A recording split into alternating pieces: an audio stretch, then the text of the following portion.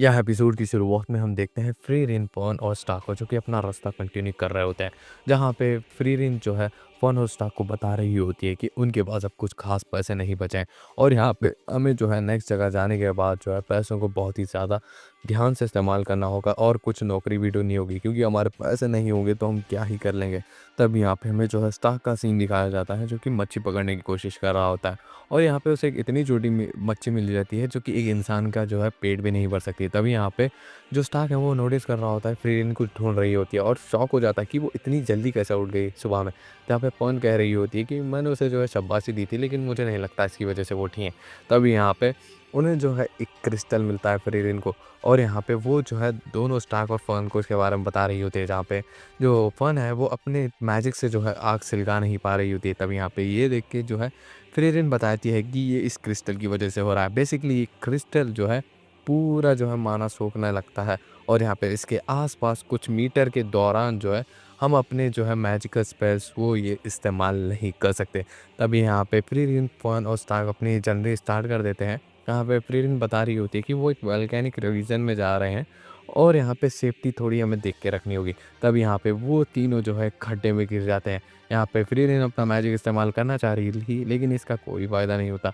तभी यहाँ पे वो नीचे गिर जाते हैं और यहाँ पे ढेर सारे वही मैजिक सोखने वाले क्रिस्टल होते हैं और इसे देख के फ्रीरेन कहती है कि ये बहुत ही ज़्यादा महंगे, अगर हम जो है इसे अपने साथ ले जाएं तो हम बहुत ही ज़्यादा अमीर हो जाएंगे, ऐसा स्टार्क कह रहा होता है। यहाँ पे फ्रीरेन उसकी बात रुकते हुए उसे कहती है कि अगर हम इसे लेके जाएंगे तो अगर किसी दुश्मन ने हमारे पर हमला किया तो हम अपना मैजिक को भी इस्तेमाल नहीं कर पाएंगे और साथ ही साथ में ये बहुत ही ज़्यादा हार्ड मेटल है और इससे जो है हम लोग नहीं काट सकते नॉर्मल लोग। तब यहाँ पे ये बातें बोलते हुए फ्रीरेन सो जाती है, जिन्हें देख के जो है फ़ोन और स्टॉक कह रहे होते हैं कि ये इतनी मुश्किल सिचुएशन में भी कैसे सो सकती है, ये लड़की बिल्कुल ही पागल है।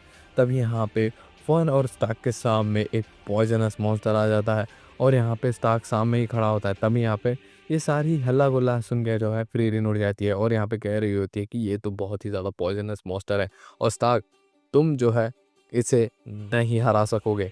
तो यहाँ पे ये बात सुन के वो बोलता है कि तो मैं करूँ क्या? जहाँ पे ये बात सुन के वो बोलती है कि हमने जो है तुम्हें रिक्रूट ही इसलिए किया था कि तुम जो है हमारे लिए ये सारी चीज़ें करो। जहाँ पे ये बात सुन के वो बोलता है कि अगर एक्चुअल स्टार्क होता तो यहाँ से भाग जाता। यहाँ पे ये बात सुन के वो बोलता है कि चलो हम लोग भी भाग जाते हैं और यहाँ पे वो भागने लगते हैं। यहाँ पे स्टार्क जो है फ्रीरेन और फन को कैसे न कैसे लेके भाग रहा होता है और यहाँ पे उसे बहुत ही ज़्यादा तकलीफ होती है और यहाँ पे वो दोनों को बचा लेता है। तभी यहाँ पे फ्रीरेन और फन निकलने ही वाले होते हैं लेकिन स्टार्क की हालत हद से ज़्यादा ख़राब हो चुकी होती है।